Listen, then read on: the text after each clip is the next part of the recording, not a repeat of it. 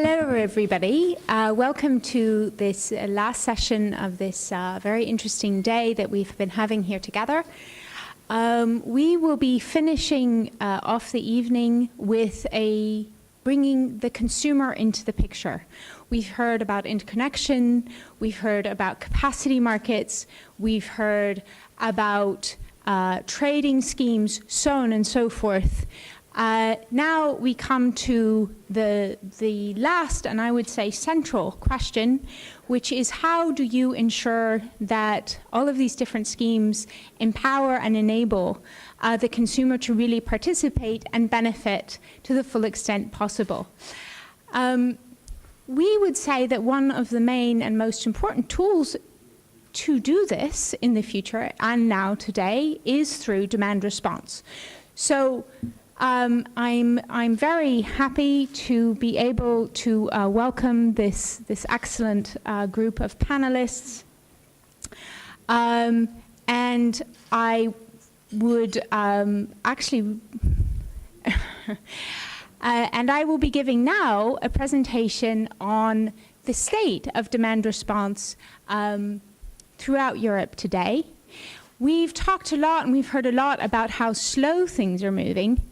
I guarantee you that demand response happens to be a segment of the market that is doing anything but moving slowly. It is absolutely, for market development, moving at what you'd have to say lightning speed. There have been significant changes already in the last 6 months, to say nothing of the last 18 months. And what I will be trying to do today is go over where we are and show you some of the progress, so show you some of our main challenges, and then allow also these excellent speakers to also be providing their presentations, and we will have a small discussion. So, who is the Smart Energy Demand Coalition? The Smart Energy Demand Coalition is a coalition of some 45 members representing some 200 million European consumers in one way or another. And we have really made a serious effort to bring together the industry as such. And the reason for that is that these are holistic solutions. And if we want them to work, we must work in a holistic manner. It is not something that you are able to do simply looking from the DSO perspective, even simply looking from the consumer's perspective. It really has to be across the board, and solutions and regulatory structures that go across the board. I did not come up with this saying myself. I wish I had, but I didn't. In order to change the future, you must challenge the present. And I think if there's anything that the SEDC does, that's basically it. We all know where we want to get to. The fact of the matter is, to get there, we have to change what we're doing now. And thankfully, we are beginning to change what we're doing now. There have been significant steps forward, but we must continue that process. Bringing the consumer from an outside satellite position that you could go 2 years ago to an entire conference and literally not have the word consumer named in an energy conference, to being a central player with equal rights, competing directly with their own retailer to provide balancing services, is not something you are going to do without challenging the present and challenging how we really think and how we behave and our regulatory structures we have in place now. Why is this important? Well, it's important because it works. Mike Gordon named some more up-to-date figures this morning. I will give the figures that FERC has given that are slightly lower and probably less dependable than Mike's. Mike was saying something along the lines of over 30 gigawatts of reliable demand response available now after only 7 years of market opening in the USA. There are at least 2 billion euros of revenue generated in 2012. That's 2 billion euros that went to local businesses, local consumers, local hospitals, local schools, and built local communities, which I think in a country even such as Slovenia, but also Finland, France, is a very, very powerful argument for bringing the consumer into the center of this industry. There are two different basic types of demand response. There are many names, and once you start getting into the technicalities, it becomes very technical. But there are two basic services that consumers provide.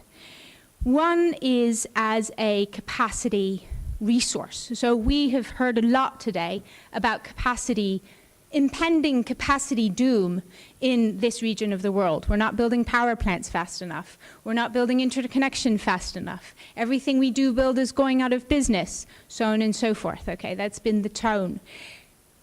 A consumer can provide some of that capacity. It absolutely cannot provide all of it.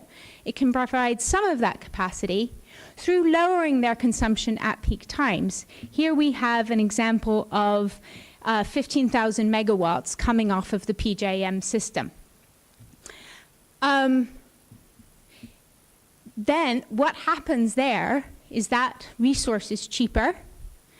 It requires less investment to build, quote unquote, and the money that is generated goes directly into the pockets of the local consumers and the local businesses that made it possible. The other type of demand response that is growing, or the basic service that demand response can provide, is as just a reaction to price on the markets. So we talk a lot in Europe about this type of demand response. Basically what it means is when the prices are very high, people use less, and when they're very low, people use more. That's particularly useful in a market with high renewable penetration. The reality is that you cannot build a market this way. You won't build a demand response market just with this, because there's not enough investment security. So we've heard these discussions about from the generation owners. There has to be a level of investment security to be able to do the long-term planning that you build the resource. Well, demand response requires far less resources on a euro-to-euro basis to build reliability, but that investment security still needs to be there. And so the issues that face generation, where you simply are not getting paid sufficiently for your capacity, for your flexibility, is also an issue that impacts the demand side as well. One of the key enablers of demand response is aggregation, and the reason for this is that consumers simply cannot all figure this out themselves. Large industries can do this, and often they want to be able to do this on their own. They should definitely be enabled and have the right to do that. That said, service providers must also have the right to enter the markets. And what they do is they take your lighting and your fans and your air conditioning, all loads, by the way, we have in this room right now. They bundle them as resources, and they sell them into the markets. And what you see here is the control room of, this happens to be Enernoc, but it could be Intelios, it could be Kiwi, it could be any number of European aggregators already in the markets here today. Those screens have literally thousands of small green lights on them, and each green light or red light is a load. And they keep track of what they have available, and they sell it into the markets. As I said, the market's been moving forward in Europe. One of the main reasons that we have had an extra push and if you'd say support here is the Energy Efficiency Directive put out by the European Commission. Prior to this directive, demand did not have the legal right necessarily to trade in the markets. What this meant is that the majority of European markets, in fact, it's illegal to perform demand response. Once the directive comes into effect, this should no longer be legally possible. To simply say, no, you're not allowed to trade here. Sorry, consumers are not welcome. That should not be possible to do any longer. And one of the the important elements in this is that member states are to encourage demand response. They are to treat demand response providers, including aggregators, in a non-discriminatory manner. And they are to define technical modularities for participation in these markets. And I'm going to go over a little bit with you now what that might mean, and we'll look at how Europe's actually progressing. Okay. Step one is to provide equal access. Involve the consumer. For them to be able to participate, there has to be a program they can participate in.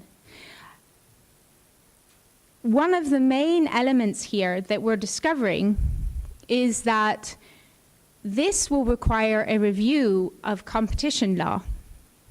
Because as of today, much to our surprise, consumers in Europe do not actually own their own load profile legally. Retailers own consumers' load profile, which means if you as a consumer change your behavior, the retailer is the one that gets the value from that. They have the automatic right to that value. What happens is that retailers are doing a very good job of starting to roll out these programs themselves. That's excellent. And we should definitely support it. What is a much more difficult step is to allow in market competition and to allow consumers, for example, to work on their own, because a retailer can simply say, no, you're not allowed to shift your load, or if you do, I will not pay you. And that does happen today. Or they can simply say to an independent aggregator, no, you may not contract with my consumers. If you do contract with my consumers, I'll just double their electricity price. And we have no legal recourse to that in Europe right now. That is the legal situation. So on one hand, you have very good development, but on the other hand, like I said, taking consumers from this outside position where they were never even mentioned, let alone really at the center of anything, to really giving them market power is not something that is just, an overnight process. It requires real regulatory review, real legal review. So that's step one, giving them the power to actually own their own consumption profile and ensuring that service providers are legally allowed to offer them services. Step two is the technical requirements. They're product design. So in a balancing market, in the reserves market today in Germany, reserves markets are usually used for an hour or two at most. The reserves market requirement, however, for Germany is that you have to be available for 12 hours. Well, you have to be available for 12 hours because that is good for gas and coal-fired power plants. And when all you had as a reserve was gas and coal, that made complete sense, and it was not a bad thing to do. Now that you are shutting out a wide range of resources from competing and lowering your reserves prices because you have this requirement that does nothing for the market but is only good for one kind of resource, that is no longer legitimate, and it needs to be reviewed. Step three, measurement and verification. As I said, you have real resources. They're gigawatts coming off, on and off the market all the time. Those have to be measured, verified, controlled, communicated, or you are not providing a reliable, valuable resource. So those requirements need to be defined. Ensure fair payment and investment stability. And I think almost every speech today had something about that in it, and I don't think I have to go over it again. This is central always, and it's also central, of course, for demand response. Oops, I managed to turn myself off. So, we have, as an organization, reviewed the current status of the European markets. It's not all of them, but quite a few of them. As you can see, there are 15 here. And what we were looking for is the direction of the markets, and also particularly what impact is the Energy Efficiency Directive, which should be in place and ready to roll by June of 2014, so only in a few months. What are member states doing to fulfill it?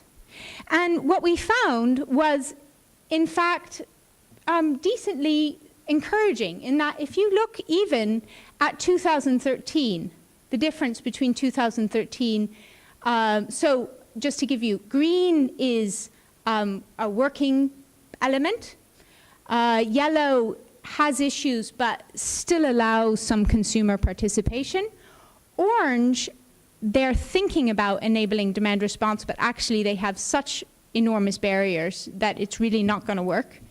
And red, they are not even thinking about it. They haven't made any adjustments. So what you're basically seeing is that even over the course of a single year, in 2013, our points as a community would be 131, and already by 2014, it's 164. So, okay, this is very, loose. The criteria, of course, are quite well defined, and we're publishing a report. You're welcome to download it once it's complete. But what it shows you is that there is real market progress.